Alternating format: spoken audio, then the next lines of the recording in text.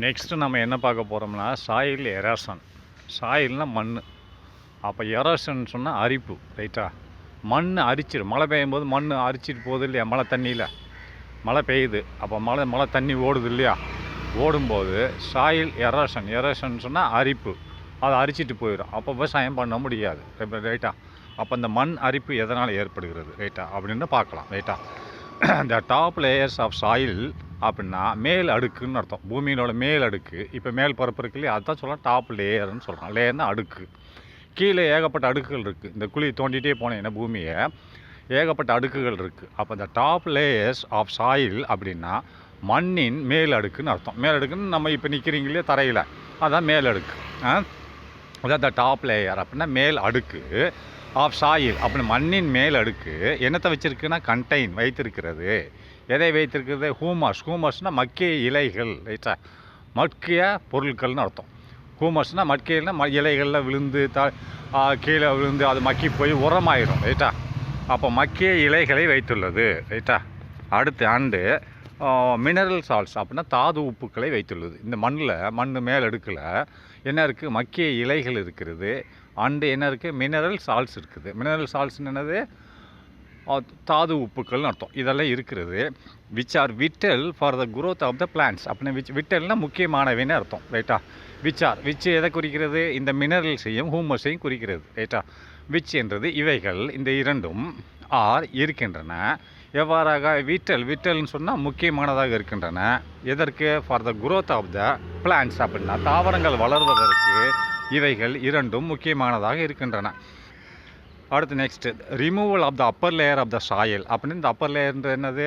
இந்த top layer தான். Top லேயர்னு மேலே உள்ளது இல்லாமல் போச்சுன்னா, இந்த மேலே உள்ள லேயர் இல்லாமல் போச்சுன்னா என்ன இருக்குது? இந்த தாதுக்கள் இருக்காது, மக்கிய ஹூமாஸும் இருக்காது. அப்போ பிளான்ட் வளராது, ரைட்டா? செடி கொடிகள் வளர ஆரம்பிக்காது. அதுதான் சொல்கிறேன் ரிமூவல்னால் அது மழை பெய்யும்போது அரிச்சிட்டு போயிடுச்சுன்னா ரிமூவல்னால் அதை எடுக்கிறது, அதாவது களைத்தல்னால் நீக்குதல்.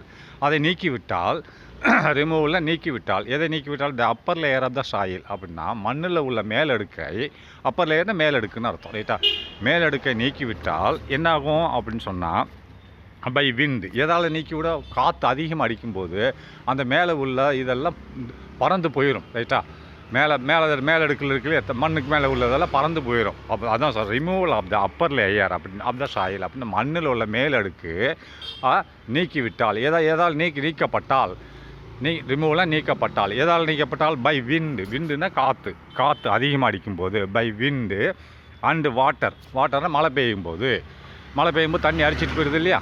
அதாவது அதிகமாக காற்று அடிக்கும் போதோ அல்லது மழை பெய்யும் போதோ, வாட்டர்னால் தண்ணியால் ரிமூவல்னால் நீக்கப்பட்டால் இஸ் கால்டு, அதற்கு பேர் தான் சாயில் எரோஷன் என்று சொல்லுகிறார்கள். சாயில் என்ன? மண் அரிப்பு என்று அழைக்கப்படுகிறது.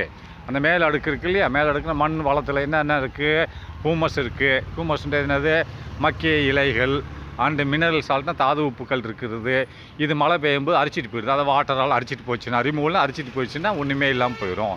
அல்லது காற்றடிக்கும் போது வெளியில் போயிடும், அது தூக்கிட்டு போயிடும் அப்படின்னு சொல்கிறாங்க. அதுக்கு பேர் தான் மண் அரிப்புன்னு சொல்கிறாங்க. அப்போ சாயில் எரோஷன் அப்படின்னா மண் அரிப்பு என்பது causes a significant loss of the humus அப்படின்னா இந்த மண் அரிப்பு, அதாவது என்ன சொல்கிறோன்னா சாயில் எரோஷன் சாயில் எரோஷன் மண் அரிப்பு காசஸ்ன்னு விளைவிக்கிறது.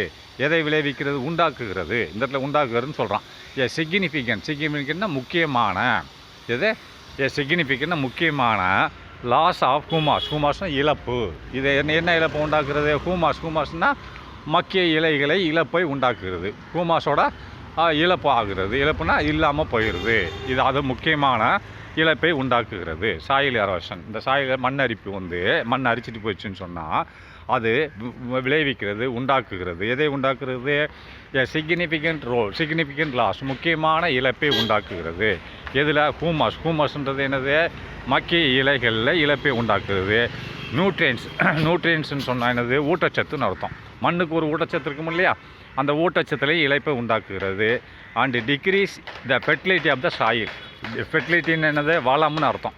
அப்போ அந்த சாயில் மண்ணோட வளத்தையும் குறைக்கிறது. மண்ணில் வளம் இருந்தால் தான், உரம் இருந்தால் தான் உனக்கு செடி கொடிகள் வரும். உரம் இல்லைன்னா வராது. அந்த ஃபெர்டிலிட்டினா வளத்தையும் குறைக்கிறது. அடுத்து ஏஜென்ட்ஸ் ஆஃப் சாயில் எரோஷன் அப்படின்னு சொன்னால் ஏஜென்ட்ஸ்ன்னு என்னது? ஏஜென்ட்ஸ் ஆஃப் த சாயில் எரேஷன்னா எரேஷன்றது மண் அரிப்பு. அப்போ ஏஜென்ட்ஸுங்கிறது கூறுகள்னு அர்த்தம், ரைட்டா? மண் அரிப்பு கூறுகள், அதாவது ஏஜென்ட்ஸ்னா சாயில் எரோஷனோட முக்கிய கூறுகள் என்ன அப்படின்னு சொல்லி பார்க்கலாம், ரைட்டா? முக்கிய கூறுகள் என்ன என்பது இப்போ பார்க்கலாம். அப்போ agents of soil erosion are high velocity. அப்போ முக்கிய கூறுகள் என்னென்னா இதனால் பாதிக்கப்படுவது, எதனால் பாதிக்கப்படுகிறது, அதான் கூறுகள்னு சொல்கிறோம். ஏஜென்ட்ஸ் ஆஃப் சாயில் எரேஷன் அப்படின்னா மண் அரிப்பால் மண் அரிப்புக்கு காரணிகளை வச்சுக்க. அதுக்கு காரணிகள்லாம் காரணமானவைகள், மண் அரிப்புக்கு காரணமானவைகள், அதான் காரணிகள் அர்த்தம். அதாவது ஏஜென்ட்ஸ் ஆஃப் சாயில் எரோஷன் அப்படின்னா இந்த காரணிகள் சாயில் எரோஷன் மண் அரிப்புக்கு காரணிகள் என்னவென்றால் are high velocity of wind. அப்படின்னா ஹை வெலாசிட்டின்னா அதிகமாக வேகமாக வரும் காற்று, அதான் தூக்கிட்டு போயிடும், அது ஒரு காரணி. அண்டு ஏர் கரண்ட் காற்று சுழண்டு அடிக்குது இல்லையா, காற்று சுற்றி அடிக்குது இல்லையா, ஒரே திசையில் அடித்தா அது வந்து வெலாசிட்டி ஆஃப் விண்டு, ரைட்டா? காற்று வந்து சுற்றி அடிக்கும், ரைட்டா? அப்போ அது ஏர் கரண்ட்டுன்னு சொல்லுவாங்க. அதுவும் என்ன ஒரு புயல் மாதிரி வந்து சுற்றிட்டு தூக்கிட்டு போயிடும், ரைட்டா? அதுக்கு பேர் ஏர் கரண்ட்டுன்னு சொல்லுவாங்க. அடுத்து 3வது ஃப்ளோவிங் ஆஃப் வாட்டர். ஃப்ளோவிங்னா தண்ணி ஓடுறது, மழை பெஞ்சு தண்ணி ஓடுது இல்லையா, அதான் ஃப்ளோவிங், ஓட்டம், தண்ணியின் ஓட்டத்தால் அதை அரிச்சிட்டு போயிடும். அடுத்து லேண்ட்ஸ்லைட்னா மலைச்சரிவு, மலையிலேருந்து சரிவு ஏற்படுது இல்லை, மண் சரியுது இல்லை, மண் சரியும் போது அது மேலடுக்கு போயிடும் இல்லையா, அடுத்து மேலடுக்கு போயிடும், ரைட்டா? அடுத்து ஹியூமன் ஆக்டிவிட்டீஸ், மனிதர்களோட நடவடிக்கை என்னது, அதாவது மனுஷன் என்ன பண்ணுறான், அதை வெட்டிட்டு போயிடுறான் இல்லையா, மரம் செடி கொடியில் வெட்டிட்டு போயிடுறான், அது வந்து மண் அரிப்புக்கு காரணமாகிறது. ஏன்னு சொன்னால் காற்று அதிகமாக வரும், மரங்கள் அதிகமாக இருந்தால் காற்று அடித்தா கூட அது வந்து காற்றை தடுத்துக்கணும் மரங்கள், ரைட்டா? நீ மரத்தை வெட்டிட்டேன்னா காற்றோட வேகம் கூடிடும், ரைட்டா? அதான் ஹியூமன் ஆக்டிவிட்டீஸ் அப்படின்னா மனித நடவடிக்கைகள்னு அர்த்தம். அடுத்த மனித நடவடிக்கைகள் என்னது, டீஃபாரஸ்டேஷன் காடுகளை அழித்தல், ரைட்டா? காடுகளை அழித்தல். அடுத்து நெக்ஸ்ட்டு ஃபார்மிங் அண்டு மைனிங்னா ஃபார்மிங்ன்றது என்னது, நம்ம வந்து ஆடு வளர்க்குறது, மாடு வளர்க்குறது, அதுதான் ஃபார்மிங்னு சொல்லுவாங்க. அதன் காரணம் ஆடு மேய்க்கிறோம் இல்லையா, மேய்க்க போகிறோம், அப்போ எல்லாத்தையும் மேய்ஞ்சிட்டு வந்துடுது, அப்போ தரையில் உள்ள அந்த இதெல்லாம் போயிடுது, என்னது மட்கிய பொருள்களும் போயிடுது, அண்டது மினரல்ஸும் போயிடுது. அண்டு மைனிங் சுரங்கம் உண்டாக்குறோம் இல்லையா, மைனிங்னா சுரங்கம் உண்டாக்குறதும் இதற்கு ஒரு காரணமாகிறது. அண்டு ஓவர் பை கேட்டில் அப்படின்னா ஓவர் கிராசிங்னா மேய்தல், மேய்க்க கூட்டு போகிறோம் இல்லையா, ஆடு மாடுகளை மேய்க்க. கேட்டில்னா கால்நடைகளை மேய்ச்சல், காட்டில் கொண்டு போய் மேய்க்க வைக்கிறோம், அது கால் பட்டு அதெல்லாம் போயிடுது, அந்த உரங்கள்லாம் போயிடுது, ரைட்டா? அதுதான் நான் சொல்கிறேன். ஓவர் கிராசிங்னா மேய்ச்சல்னு அர்த்தம். எதனோட மேய்ச்சல், கேட்டிலோட மேய்ச்சல், கால்நடைகளின் மேய்ச்சல்னு அர்த்தம், ரைட்டா? கால்நடைகள் மேய்ச்சல்னால இது கெட்டு போய் விடுகிறது. அடுத்து மேனேஜ்மெண்ட் ஆஃப் சாயில் எரேஷன் அப்படின்னு சொன்னால் மேனேஜ்மெண்ட்னா மேலாண்மை. எதனோட மேலாண்மை, சாயில் எரோஷனோட மேலாண்மைன்னு சொல்கிறான். அப்போ சாயில் எரோஷனோட மேலாண்மைன்னு சொன்னால் என்னது அப்படின்னு பார்த்தா அதை எப்படி மேனேஜ்மெண்ட்டை நிர்வாகம் செய்வது, அதாவது அதை மேலாண்மைன்னு அர்த்தம். இந்த சாயில் எரோஷனை எவ்வாறு தடுப்பது, அதுக்கு தான் மேலாண்மைன்னு சொல்லுவாங்க. சாயில் எரோஷன் ஆகாமல் இனிமேல் எப்படி தடுக்கிறது என்பது தான் இதனோட பொருள். அப்போ ரீட்டைன் வெஜிடேஷன் கவர் போட்டிருக்கான். So that soil is not exposed அப்படின்னு பாதிக்கப்படாது. வெஜிடேஷன் தாவரங்கள், கவர்னா ஏரியா, ரீட்டைன்னா நிலைநிறுத்துவது. அப்போ இதை எப்படி படிக்கணும்னா ரீட்டைன் வெஜிடேஷன் கவர் அப்படின்றது வரும்போது தாவர பரப்பை, வெஜிடேஷன்றது தாவரம், கவர்ன்றது பரப்பு ஏரியா, அப்படின்னா தாவர பரப்பை ரீட்டைனை நிலைநிறுத்துவது, அப்படியே வைக்கிறது, ரைட்டா? கெடாமல் பாதுகாக்கிறது, ரைட்டா? ரீட்டைனை நிலைநிறுத்து, எந்த கெடுதல் இல்லாமல் நிலைநிறுத்துன்னு அர்த்தம். ரீட்டைன் வெஜிடேஷன் கவர் அப்படின்னு சொன்னால் தாவர பரப்பை, தாவரங்கள் இருக்கிற பரப்பை அப்படியே வச்சுருக்கணும், கெடாமல் பார்த்துக்கணும். ரீட்டைனை நிலைநிறுத்து, தாவர பரப்பை நிலைநிறுத்தணும். So that soil is not எக்ஸ்போஸ்னா பாதிக்கப்படுறது.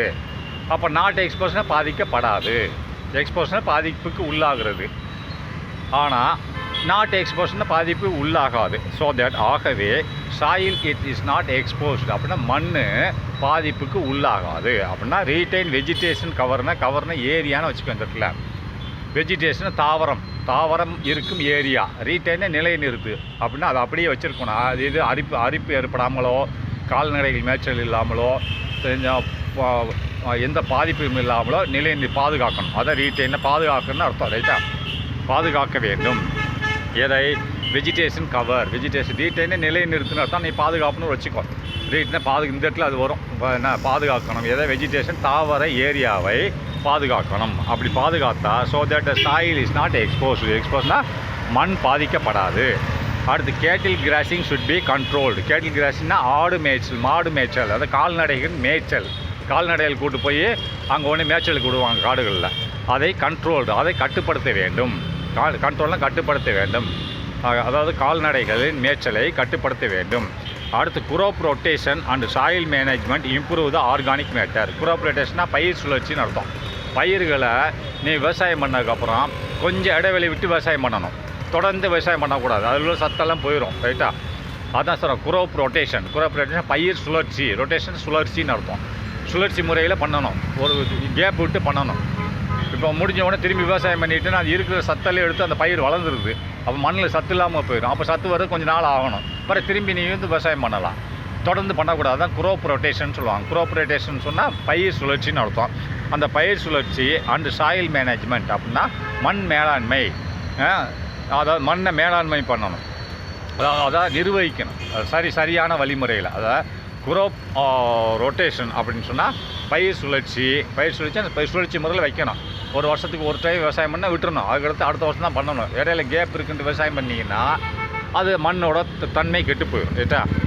அப்போ the crop rotation and soil management மண் மேலாண்மை இம்ப்ரூவ்னா அதிகரிக்கிறது. எதை அதிகரிக்கிறது? சாயில் ஆர்கானிக் மேட்டர் அப்படின்னா மண்ணில் உள்ள கரிம பொருட்களை அதிகரிக்கிறது. இந்த மாதிரி நீங்கள் குரோப் ரொட்டேஷன் பண்ணிங்கன்னு சொன்னால் குரோப் அதாவது பயிர் வகைகளை பயிரிடும்போது இடைவெளி விட்டு பயிரிட்டால், அதுதான் சொல்கிறேன் குரோப் ரொட்டேஷன் பயிர் சுழற்சியை பயிரிட்டால். சாயில் மேனேஜ்மெண்ட் அப்படின்னா மண் மேலாண்மையானது எவ்வாறு improve the soil organic matter அப்படின்னு இம்ப்ரூவ்னா உயர்த்தும், அந்த மண்ணில் உள்ள கரிம பொருட்களை உயர்த்தும்ன்றான். நெக்ஸ்ட்டு அப்போ run off water should be stored இந்த கேட்ச்மெண்ட். அப்படின்னா ரன் ஆஃப் வாட்டர்னா மழை பெய்யும்போது ஓடுறது. ரன் ஆஃப்னா ஓடுவது, ரன் ஆஃப்னா ஓடிக்கொண்டிருக்கும் தண்ணி ஓடிட்டு இருக்குல்ல, மழை பெய்யும் ஓடுமில்ல, அதை என்ன பண்ணணும்னா ரன் ஆஃப்னா ஓடுற வாட்டர். அப்போ தண்ணி ஓடுற தண்ணியை ஷுட் பி ஸ்டோர்ட்னா அதை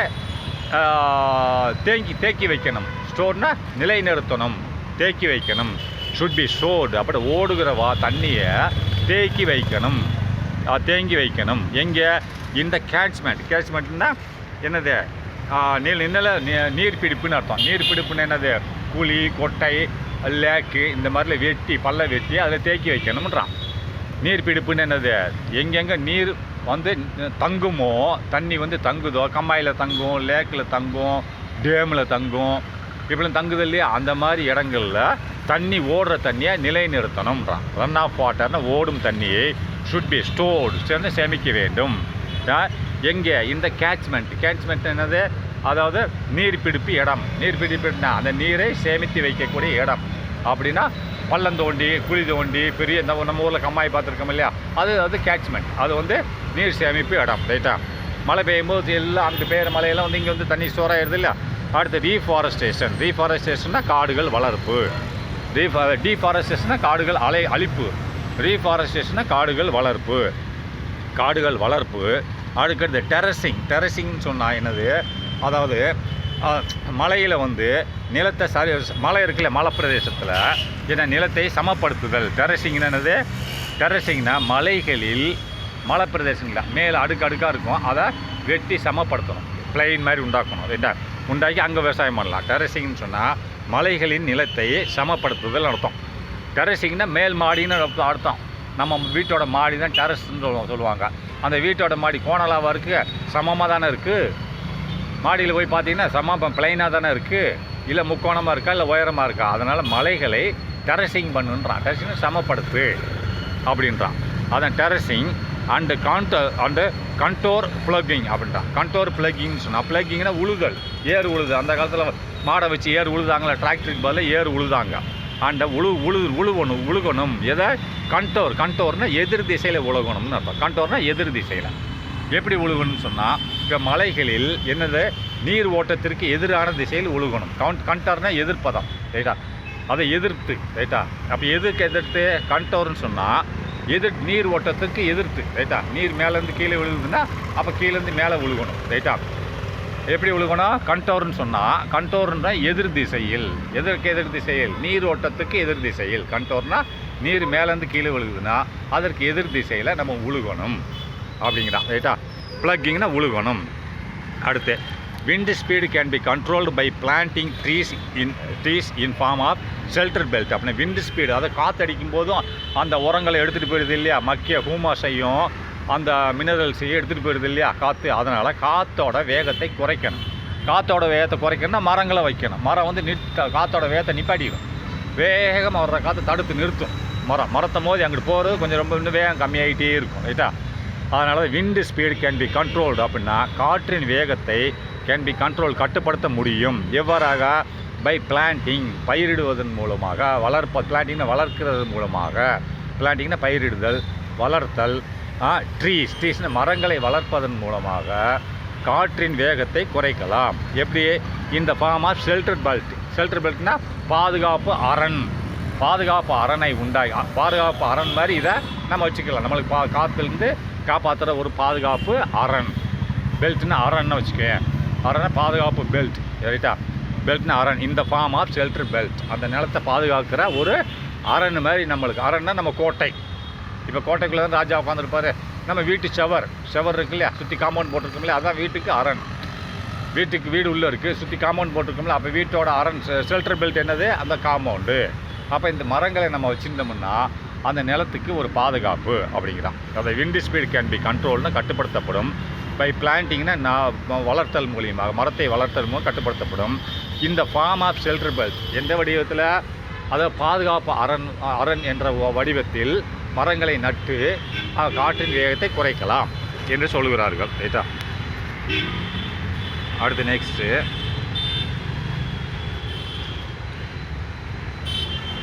ரினியூவபிள் அண்ட் நான் ரினியூவபிள் எனர்ஜி ரிசோர்ஸஸ். அப்போ ரினியூவபிள்னு என்ன? புதுப்பிக்கத்தக்க. நான் ரினியூவபிள்னா புதுப்பிக்க இயலாத. எனர்ஜினா ஆற்றல். ரிசோர்ஸ்னால் வளங்கள், ஆற்றல் வளங்கள்னு அர்த்தம். இது நெக்ஸ்ட் வீடியோவில் பார்க்கலாம்.